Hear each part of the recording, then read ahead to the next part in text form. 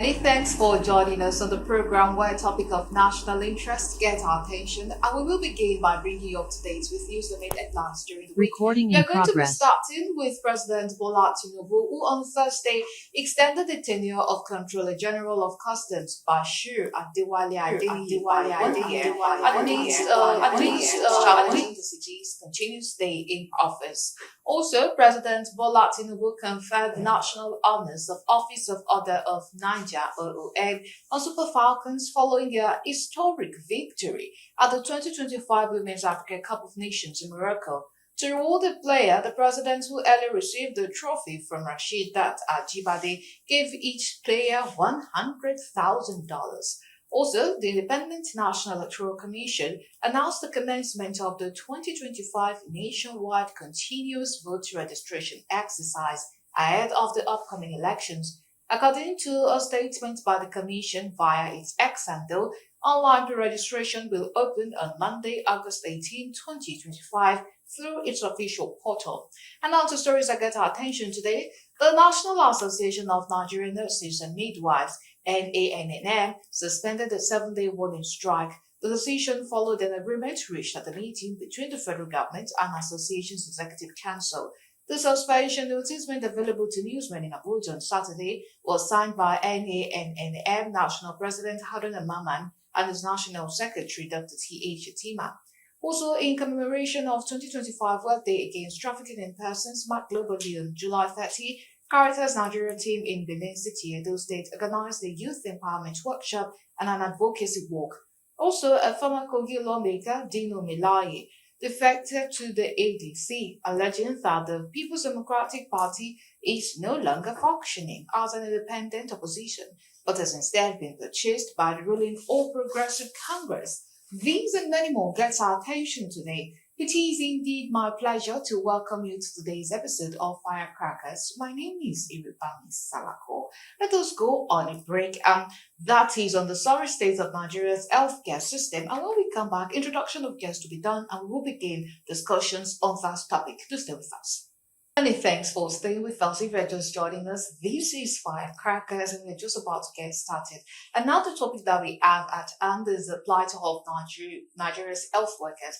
And we have Mr. Jide Murakio, the national chairman of NANNM, the Federal Health Institute, joining us live right now. Good evening and thank you so much for joining us at this time.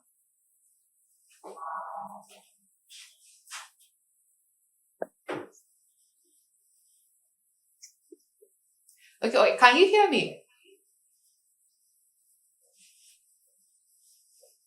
Sorry, I Right. can't hear you. Thank you so much for joining us at this time. So I think first of all, because when we I spoke can't hear on Friday, you. you told me that the strike has not been called off. So from you now, can we say for sure that okay, Good afternoon. the Nigerian nurses have called off strike officially? Can you give us that 100% now that the Nigerian nurses have called off their strike?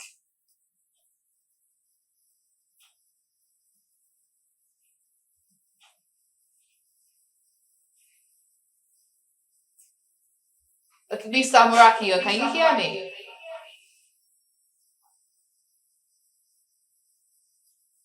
Okay, seems the audio connection is still not going through yet. So let us quickly go on the short break, and when we come back, we will continue to stay with us.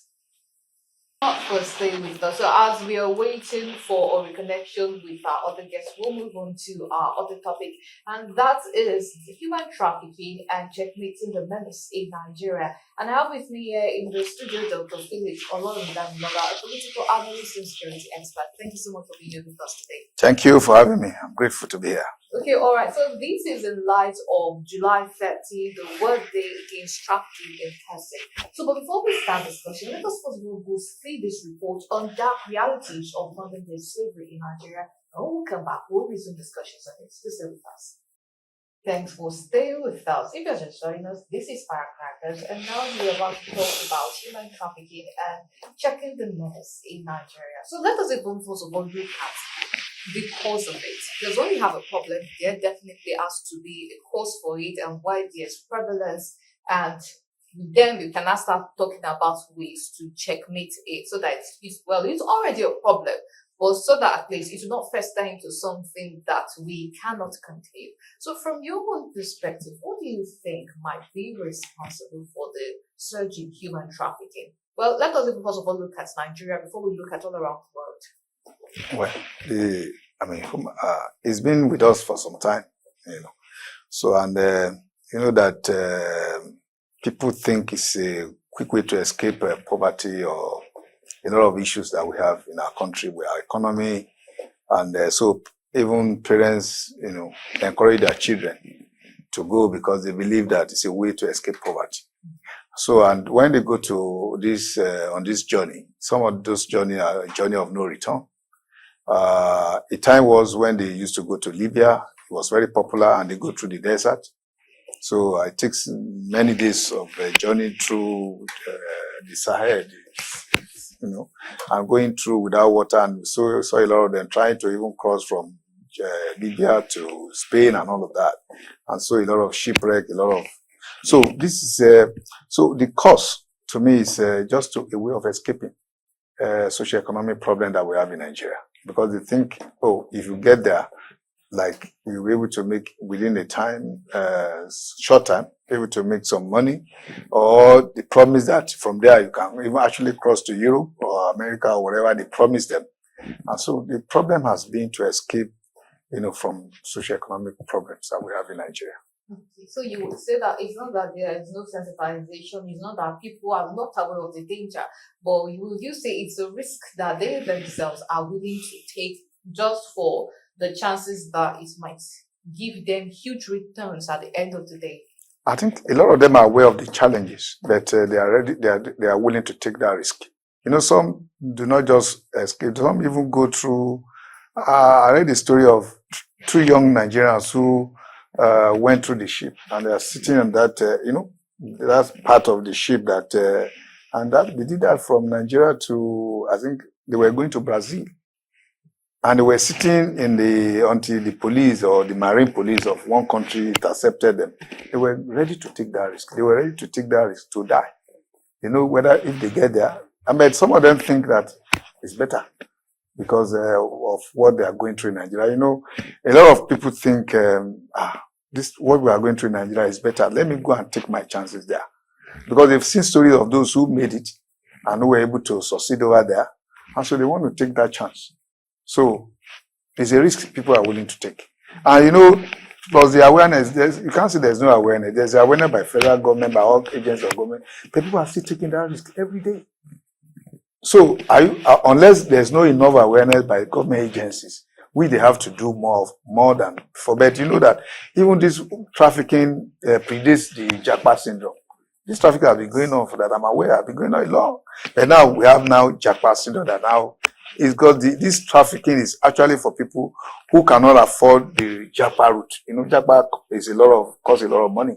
Okay, you have to have admission, you have to have proof of fund and all of that. Talking about me, but this one is going through. It might take months. They have to stop at some countries in North Africa, Niger, and not go through the desert. It takes months, so they are aware of what is ahead of them. And they know they are not going by air, they are going by road. Imagine somebody who wants to travel from here to Europe by road. So they know they have experiences of those who have gone before, who are encouraging them to come. Those of them who are able to make it there. And from there, they're able to transit to other places. So it's a risk people are willing to take. Maybe because of the thing they are going through in Nigeria.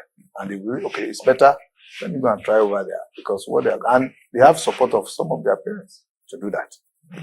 So apart from the people who go through the route of illegal migration, yes, and then they fall victims of a lot of bad things, some they would be used for forced labor, some prostitution, organ harvesting. Yes.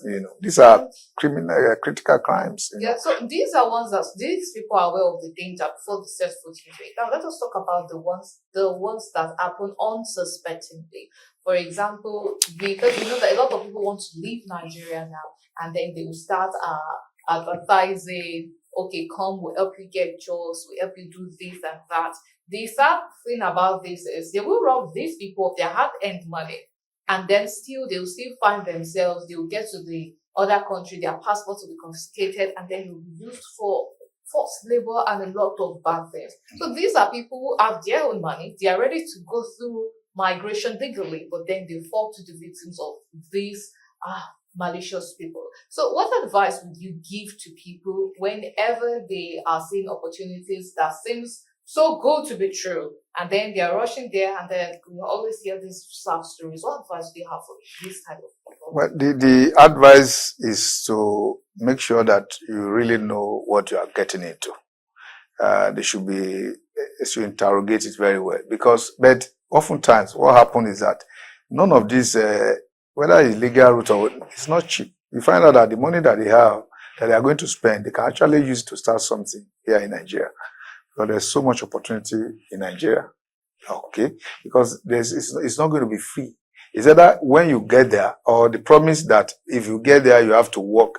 Okay, if they are sponsored from here, and they will tell you, okay, when you get there, when you get a job, like we just heard from what was shown just now, that, okay, when you work there, you are going to refund 1.4 million. Some will work for the next 1 year, 6 months, when they eventually get there, to be able to refund money that they use to sponsor them to that place. So whichever way you look at it, it's either you have your own money that you are ready to sponsor yourself through those routes, or that somebody sponsors you, and when you get there, and that's what they call Fabi, that you have to now maybe work for the first 6 months, 1 year, to be able to refund that money that was used to sponsor you to that place. So whichever way, it is not easy, it's not cheap.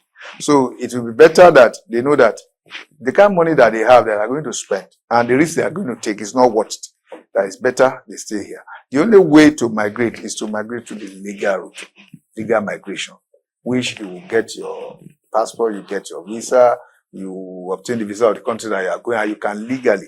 But going through this illegal route and traveling through the road, through the desert for many, many days without water, without food, and not everyone who started that journey was able to complete it alive. So is to know the risk that is involved, and that there's no promise of any job there that's waiting for you. Whatever job they are going to get there, some are used for, in fact, some are exposed to organ harvesting, to all kinds of crime that you can think about, that they will never, even when they come back, when they were deported back, some of them, we saw the analysis there, that some of them, when you see them, they are not in a good position at all. It tells on them the kind of job they are doing there. They are exposed to, and what they use them to do there. They are treated worse than their animals over in those countries. Some are even exposed to, all kinds of things that we cannot begin to mention here. So it's a terrible life that nobody should be willing to expose themselves to. Definitely. So, talking about Jaguar syndrome and all that, this also takes us back to health, because one of the fear of Nigerian government is that a lot of our health workers are running away from the country.